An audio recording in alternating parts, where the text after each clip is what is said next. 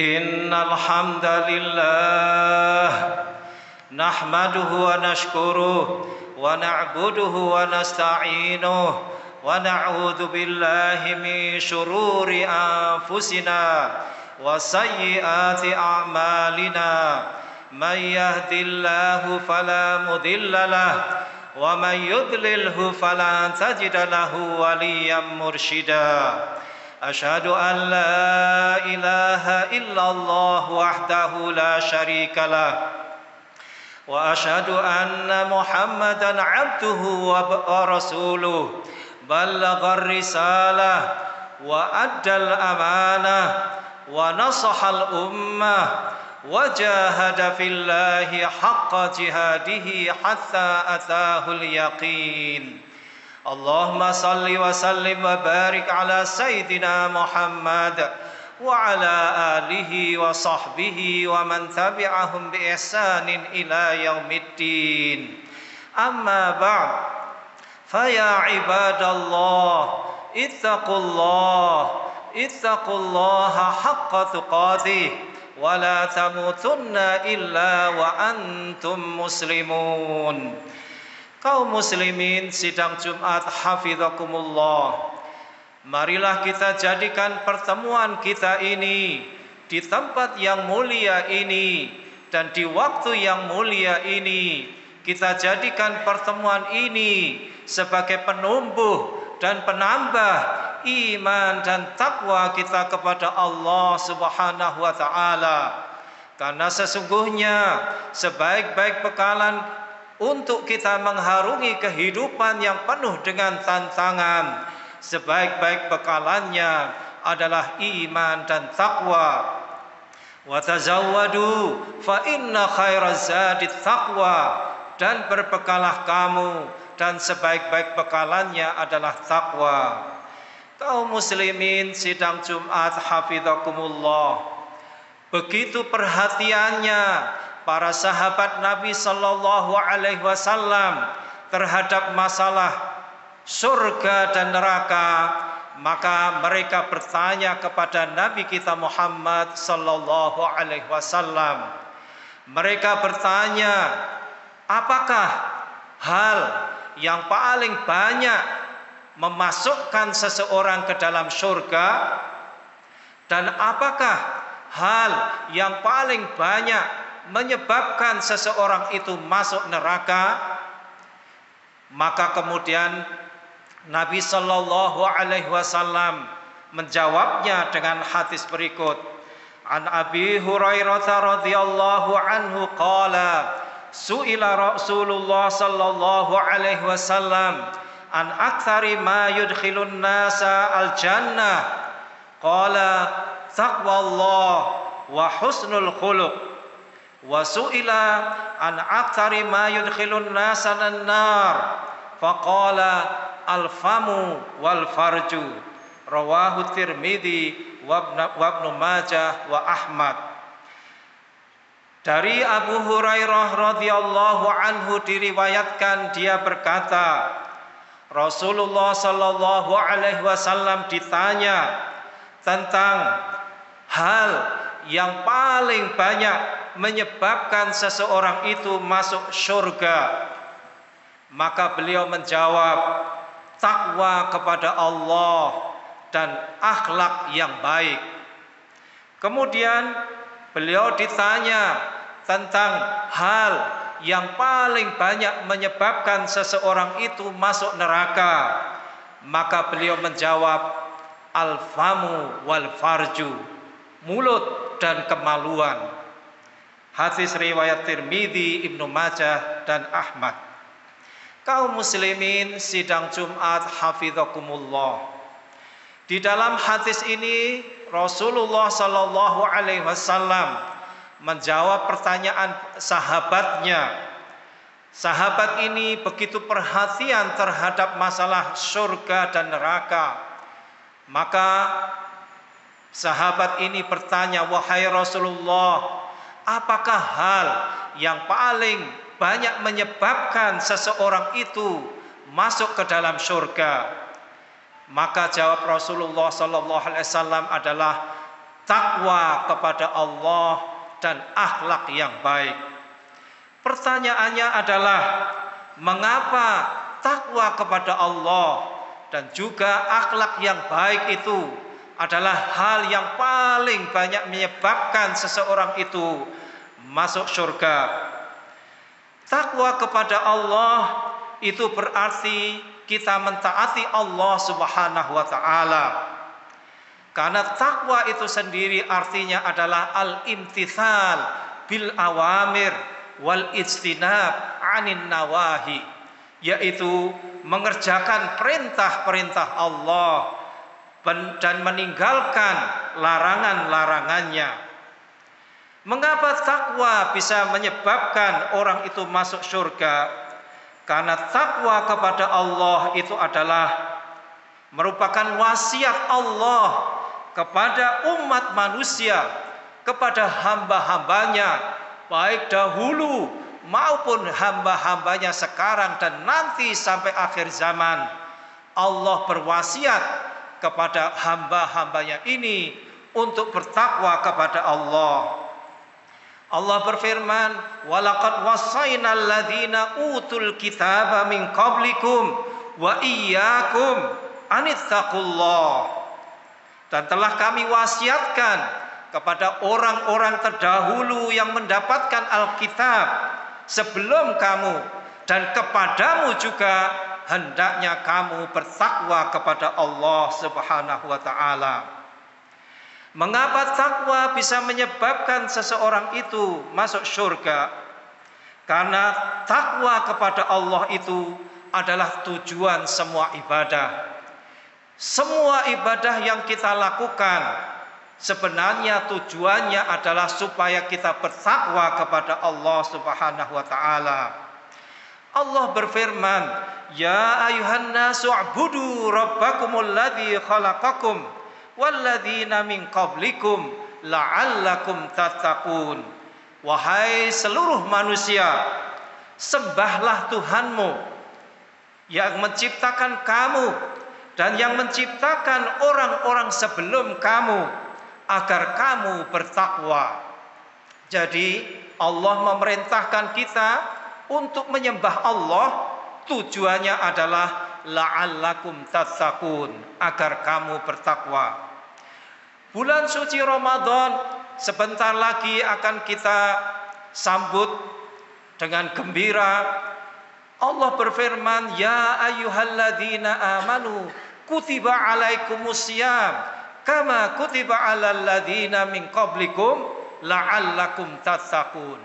Wahai orang-orang yang beriman, diwajibkan atas kamu berpuasa sebagaimana diwajibkan atas orang-orang yang terdahulu dari kamu agar kamu bertakwa.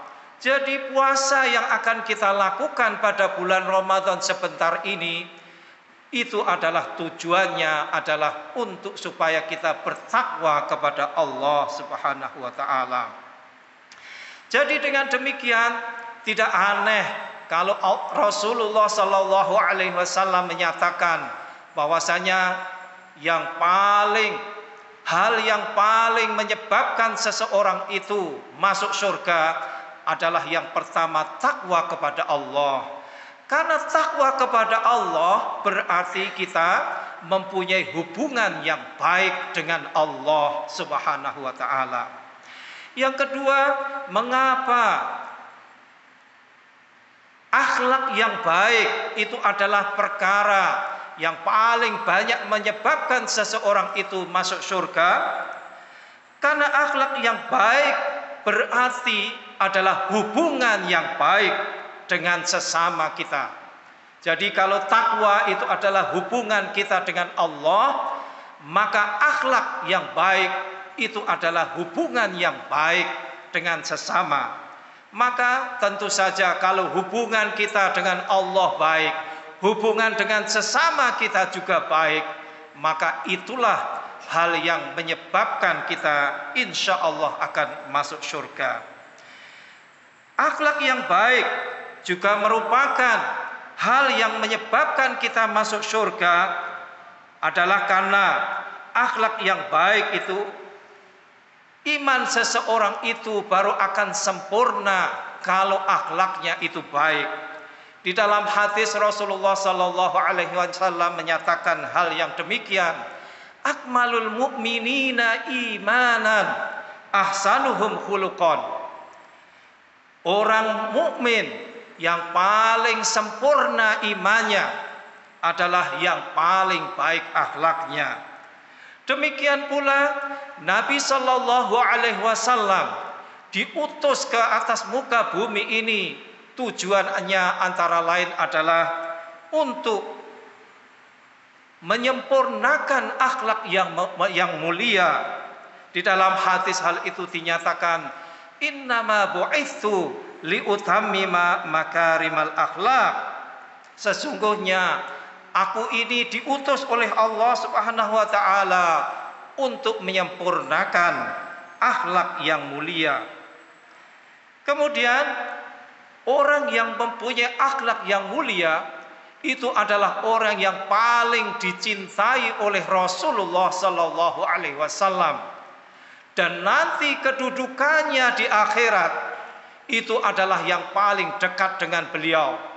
Jadi kalau kita ingin kedudukan kita, tempat tinggal kita di akhirat nanti dekat dengan Rasulullah sallallahu alaihi wasallam, maka perbaikilah akhlak kita.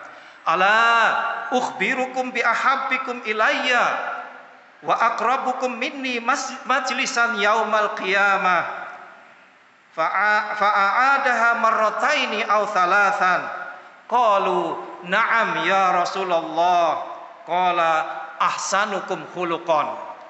Pada suatu hari Nabi bersabda kepada para sahabatnya sampai diulangnya 2-3 kali, maukah kamu aku beritahukan siapa orang yang paling aku cintai, siapa orang yang paling aku sukai, dan siapa orang yang nanti kedudukannya di akhirat itu pada hari kiamat itu lebih paling dekat dengan aku.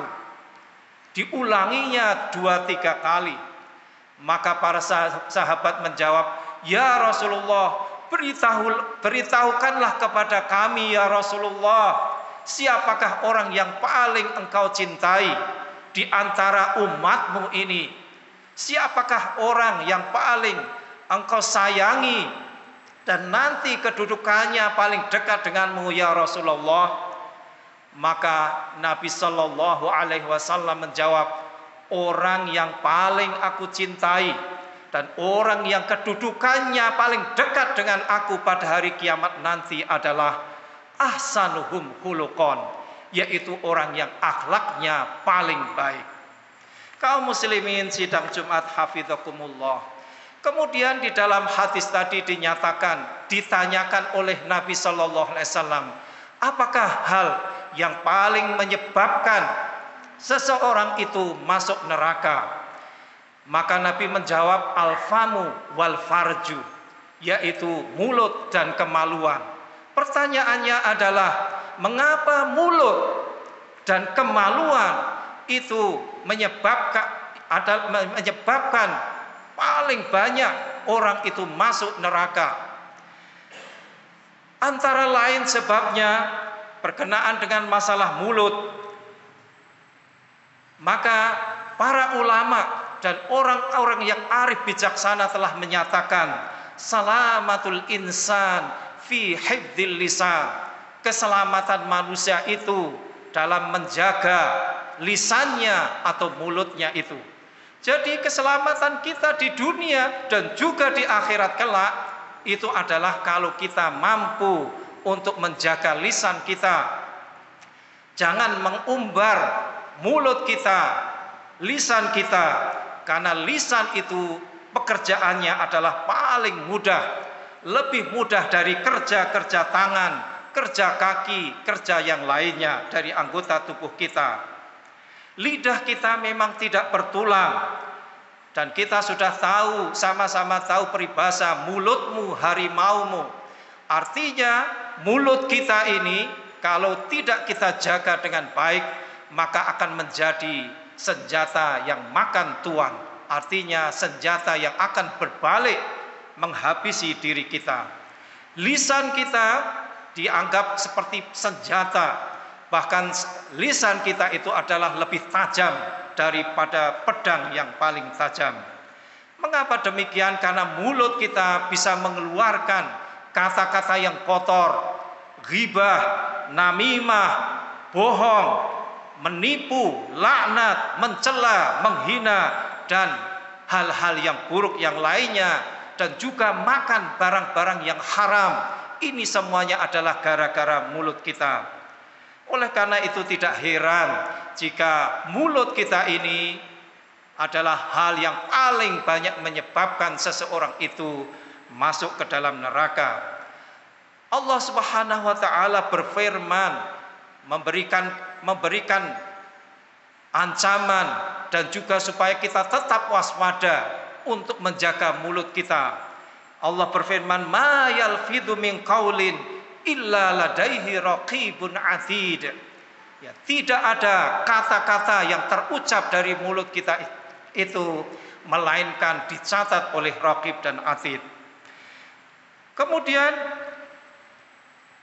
di dalam hadis, banyak hadis juga Nabi Shallallahu Alaihi Wasallam menyatakan menjaga lisan itu termasuk akhlak yang baik dari orang yang beriman.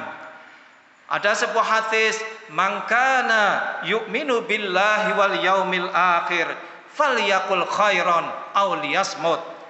Barang siapa yang beriman kepada Allah dan hari akhir, maka hendaknya dia berkata-kata yang baik atau lebih baik diam saja.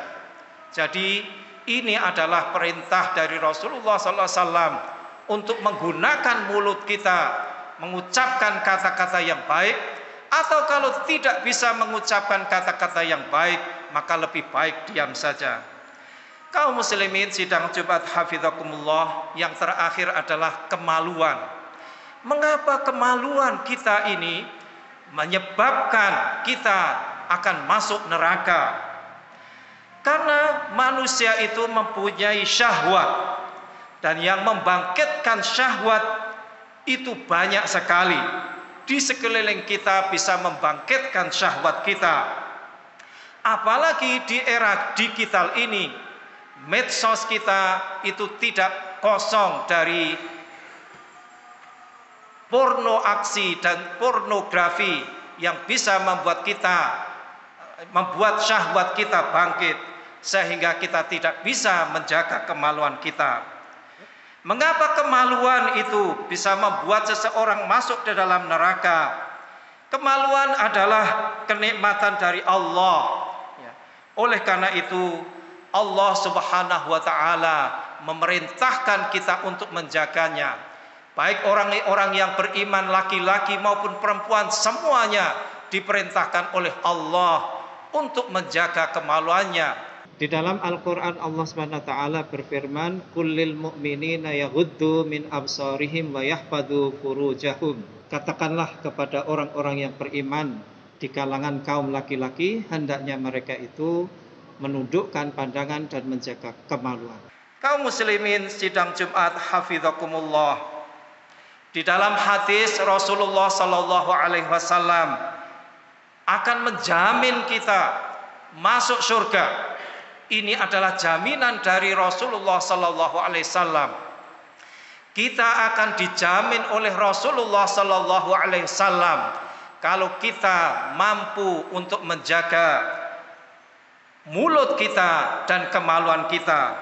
Beliau menyatakan, "Mayyad manuli ma baina lihyaihi wa ma baina rijlaihi admanu lahul jannah."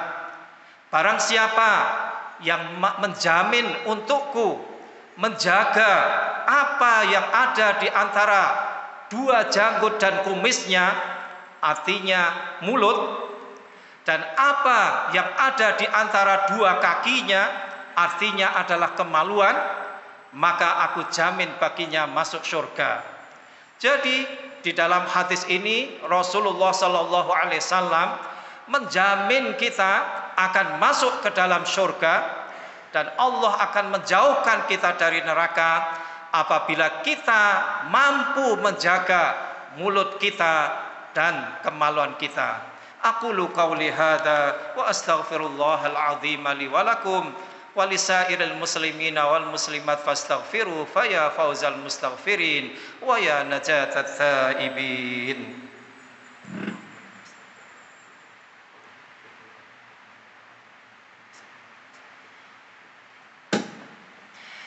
Alhamdulillahi rabbil alamin. Alhamdulillahilladzi hadana li hadza wa ma kunna linahtadiya laula an hadanallah. Asyhadu an la ilaha illallah wahdahu la syarikalah wa asyhadu anna Muhammadan abduhu wa rasuluh.